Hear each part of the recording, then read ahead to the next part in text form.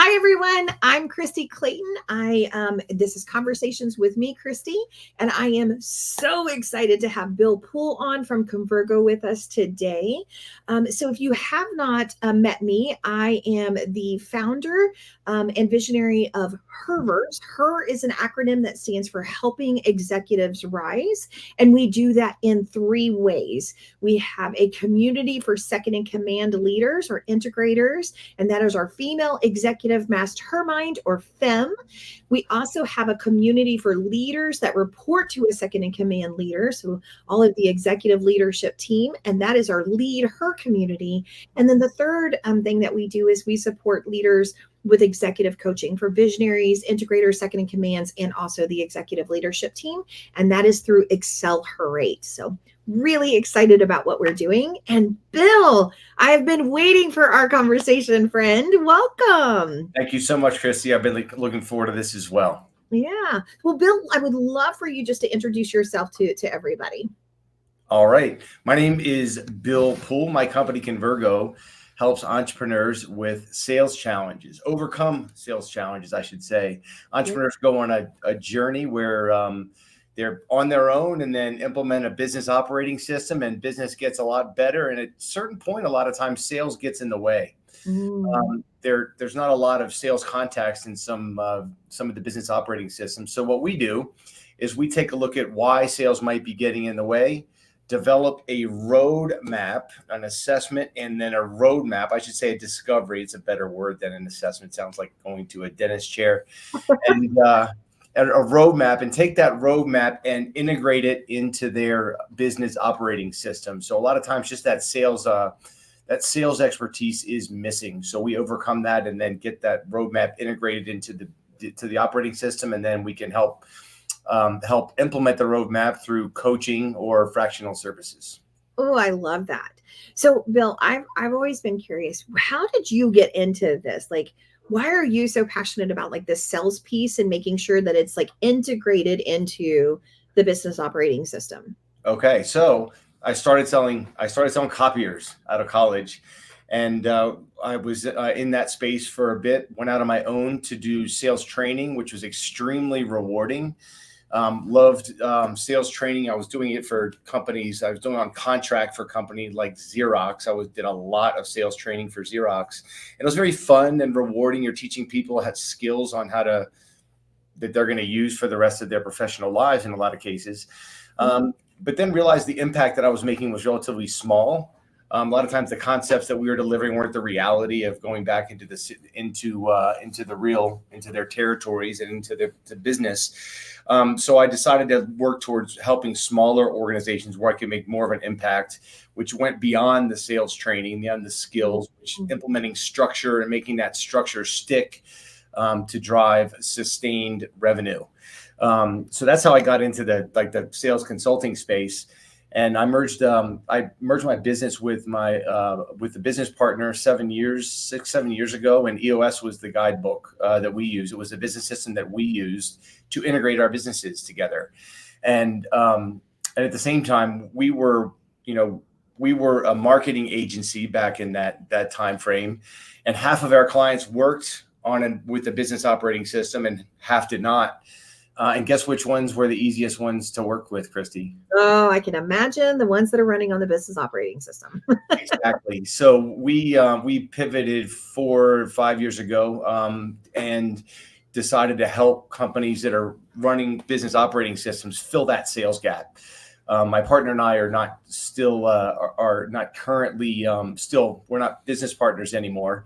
But that's the tack that Convergo is on. We really enjoy the different types of businesses that we're able to help, just to help them with that sales expertise that is lacking in the business. Yeah, no, and it's such an integral part of what we do. And I don't know about you, Bill, but one of the things that I've witnessed and I've seen in businesses is a lot of times the visionary or the business owner is the one that is sitting in the sales seat, but a lot of times they want to get out of it. So, transitioning from the visionary business owner who is the salesperson to a salesperson can be a challenge. How do you kind of coach or talk people through that? Absolutely. So that comes in a couple different ways, really.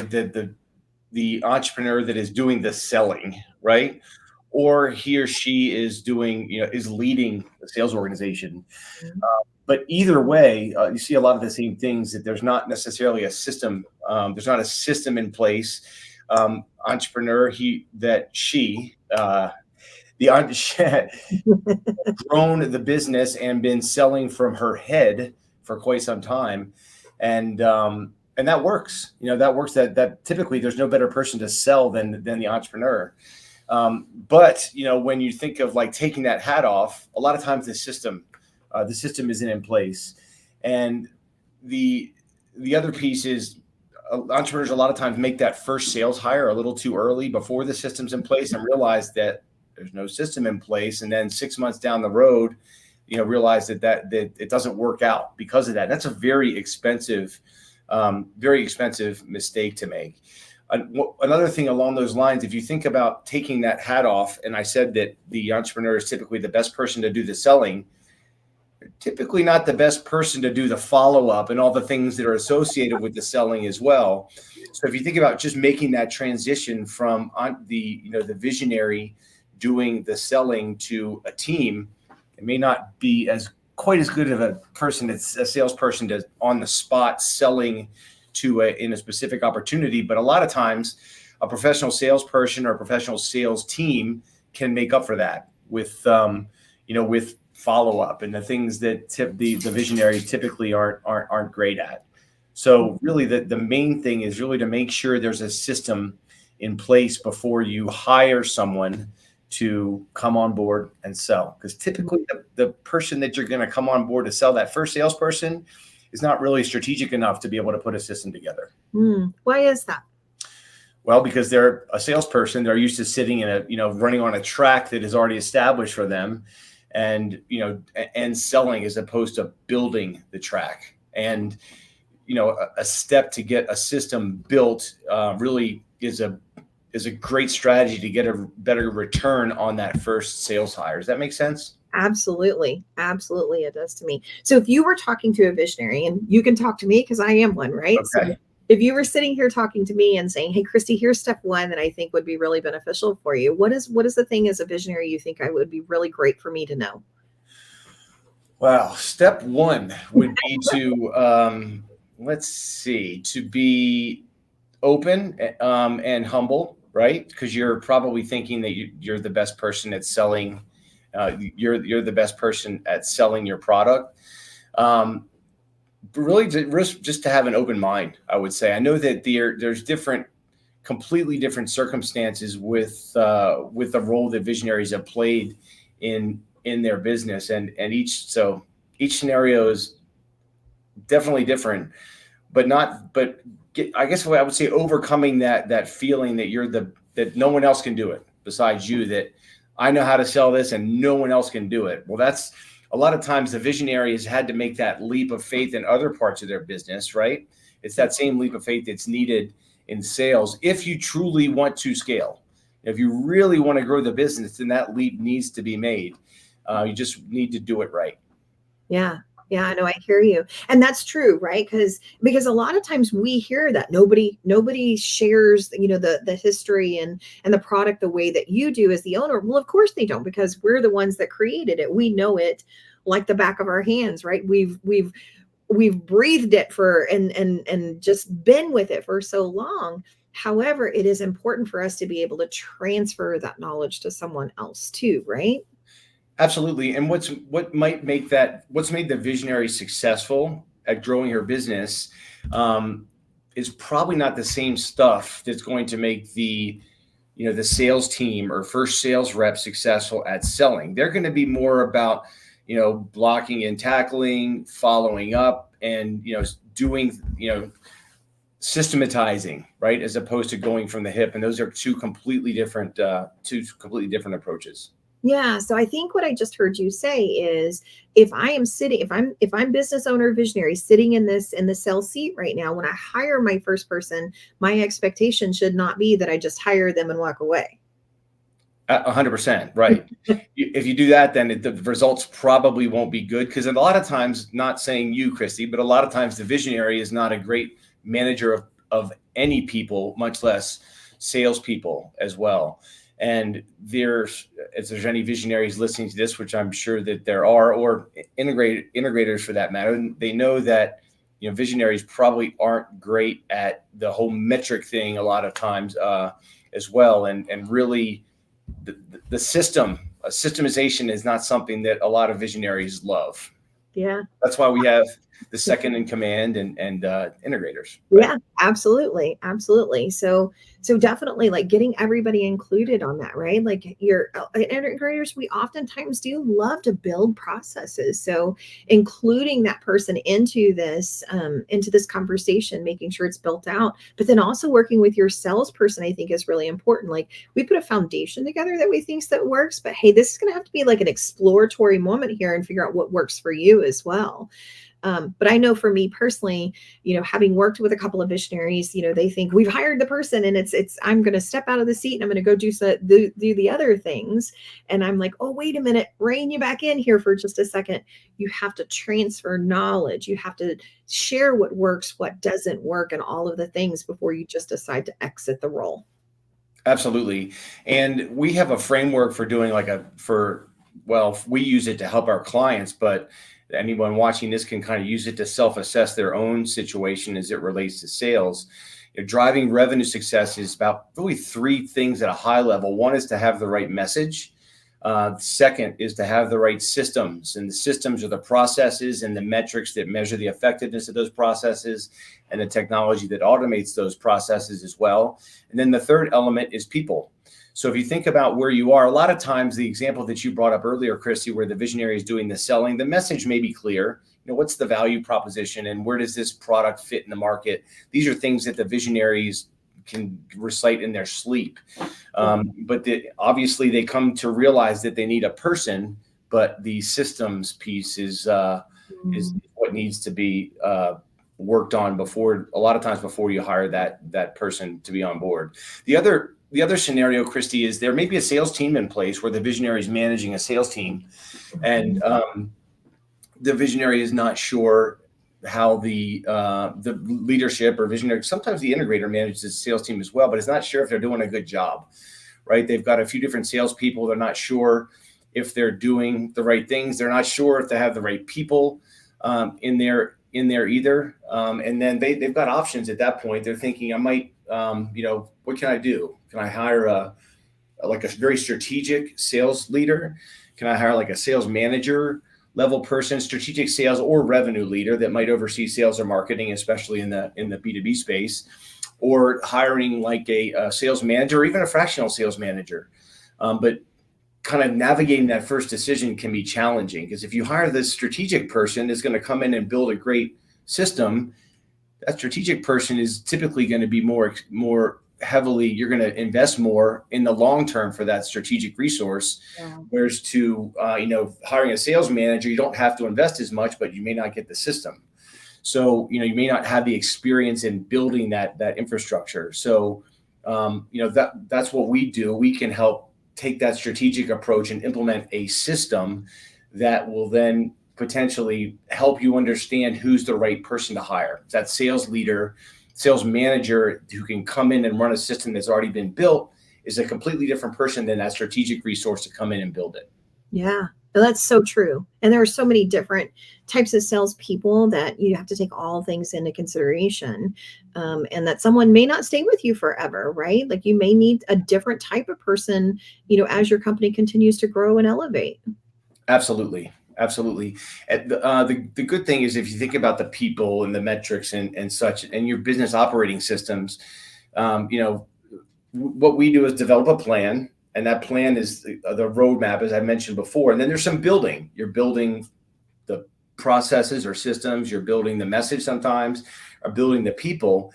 But then the good thing is that the business operating system is what drives that continuous improvement. Once that's all input, obviously you're going to change it over time, but typically the business operating systems are already geared up to be able to drive that ongoing improvement. Yeah. You've talked about business operating systems a couple of times now. And I know you kind of mentioned the entrepreneurial operating system, or EOS, is what you run on. What other operating systems do you work with? we've participated in Pinnacle events in the past as well. Scaling Up is another business system. We use EOS, so that's what we use. But I really sincerely believe that there's pros and cons to most of the business operating systems. But I think the big message, Kristie, is to use one and implement it and actually use it. Switching, I don't know how much, I haven't talked to a lot of people that have switched operating systems, but sticking to one and using it, a lot of them are very, very similar. The big idea is it drives accountability, that there's metrics and there's a blueprint for setting long range plans. So finding the one that works for you, implementing it and sticking to it. I could not agree more. That is the big piece. Pick one. Don't pick three, and don't pick just a piece of one either, right? Like, implement the entire operating system, because if you just pick one item, then that's not the operating system. That's just one element. Implementing the entire system is what really truly, as at least what I have witnessed and been part of, that is what really truly makes a big difference, is when you really just dive deep and go all in. Discipline, yes. Well, what difference did you see once you implemented an operating system in your own business? What difference did I see? I mean, 10-year planning to weekly level 10s and everything in between. Just the structure.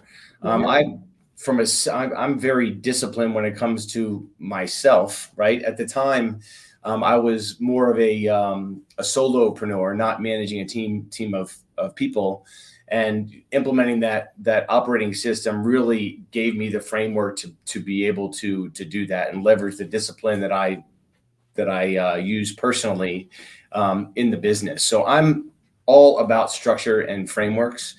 Kristie, that really enables creativity, flexibility, and growth.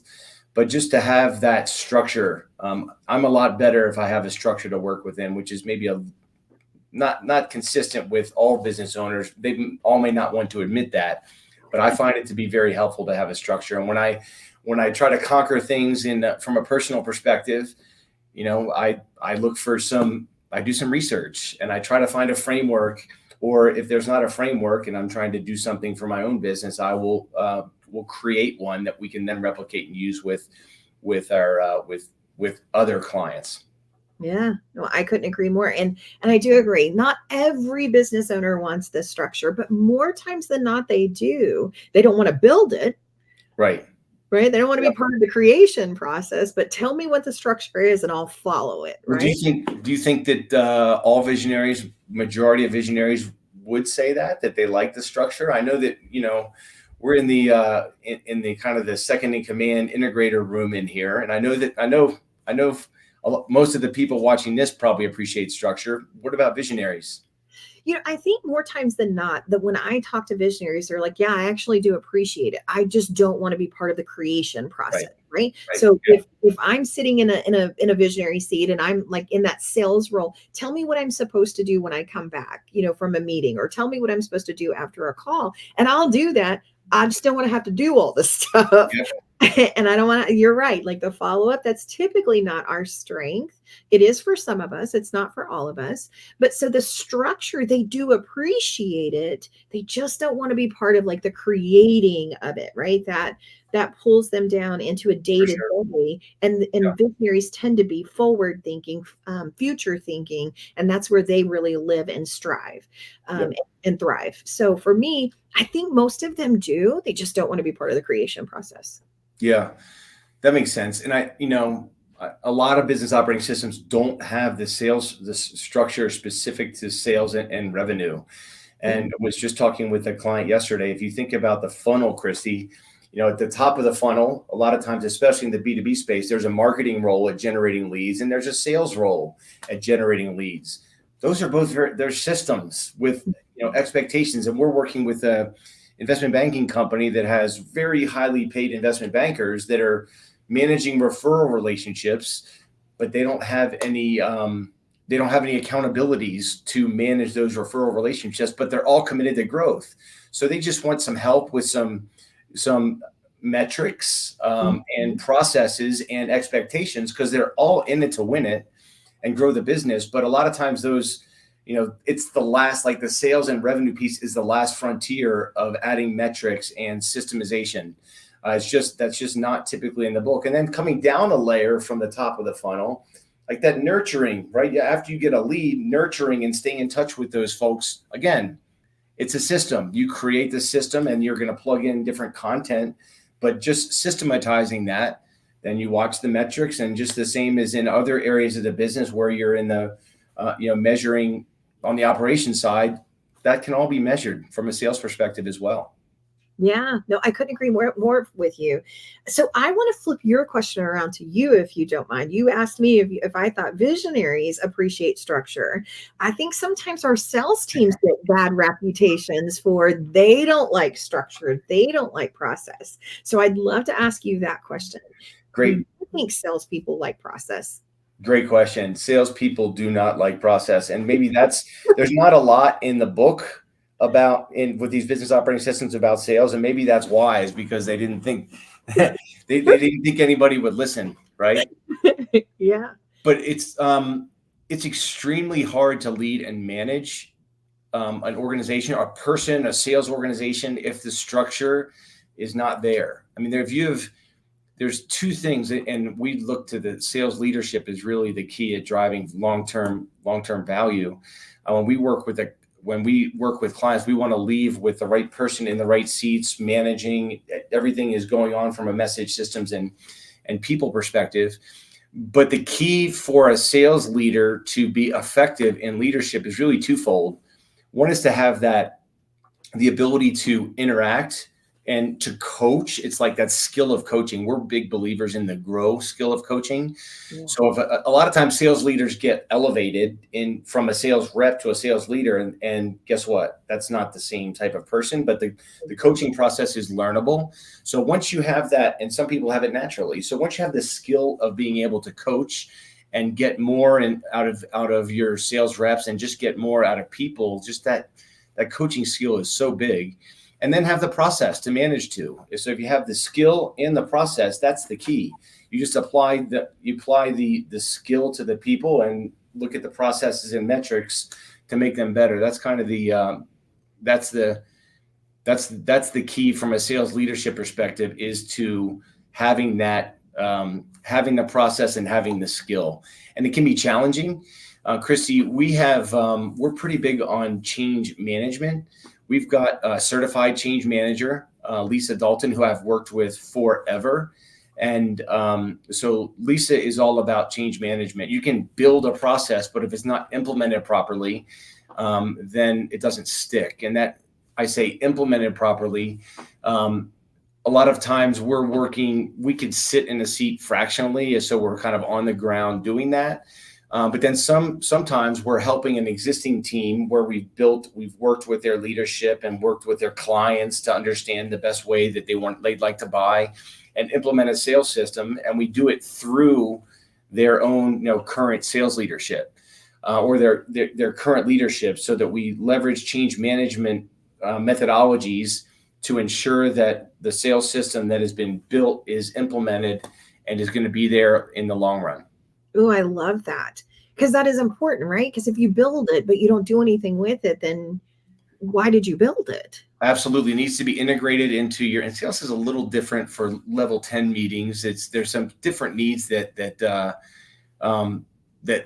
sales has there, but making sure that the metrics are proper, the metrics are right, and that the scorecard is right. Scorecard evolves, and you're not going to get the scorecard right the first time. But that scorecard evolves, and you're tracking that in level 10s and whatever your business operating system allows for, regular meetings and annual planning and quarterly planning. Make sure that system is then optimized in the CRM. And that's a great opportunity to convince the salespeople that are not systems, they're not big on process. You can make their lives a lot easier if you properly if the CRM is not for the leadership, if it's thought of and designed and built for the sales professionals to be more efficient with templated emails and more efficient ways to contact their clients, then you can make those disbelievers on the sales side into into believers. So a lot of that is really around the change management and making sure that's rolled out and communicated in a way that will be beneficial to the sales team. Oh, I love that. That is such a beautiful way to conclude our conversation, because that last statement and that last explanation was just really powerful. So I definitely, that was amazing. Thank you. Thank you, Bill, for sharing that. So, I love to end all of my conversations with rapid fire 3 questions. The first question I have is, who is a woman of a past generation that you would like to honor? Past generations I would like to honor. I like to honor, I think, my grandmother, Nana, Kristie. I would like to honor Nana. Nana was an amazing, amazing family woman that had, they had four children and, loads of grandchildren as well.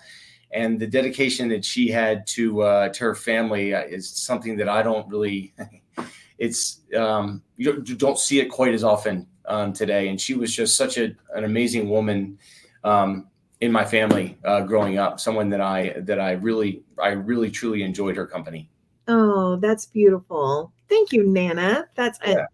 My mother-in-law goes by Nana too, so that's a special little name there. What about a woman of today that is in business today that either empowers you or that you would like to empower? Okay, good question. I mentioned her, Lisa Dalton. I've worked with Lisa for 20 years.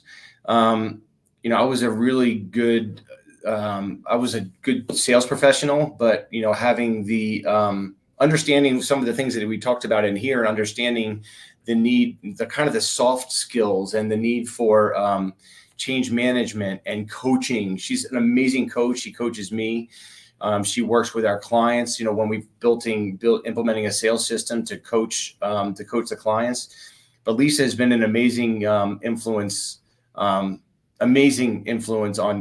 my life and still is. I talk to Lisa every day, and I so appreciate everything she's done for me in my life. Actually, Lisa, in addition to being a work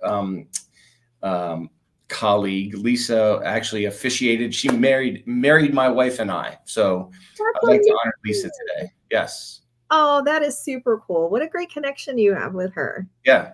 Yeah. What about a future generation? Who is a woman of a future generation that you want to inspire?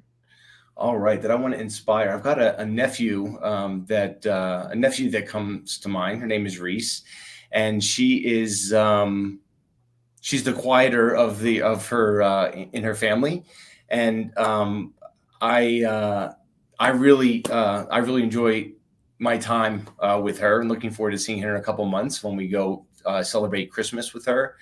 But she's someone that I would like to inspire to whatever she would like to do. I would like to inspire her to achieve that.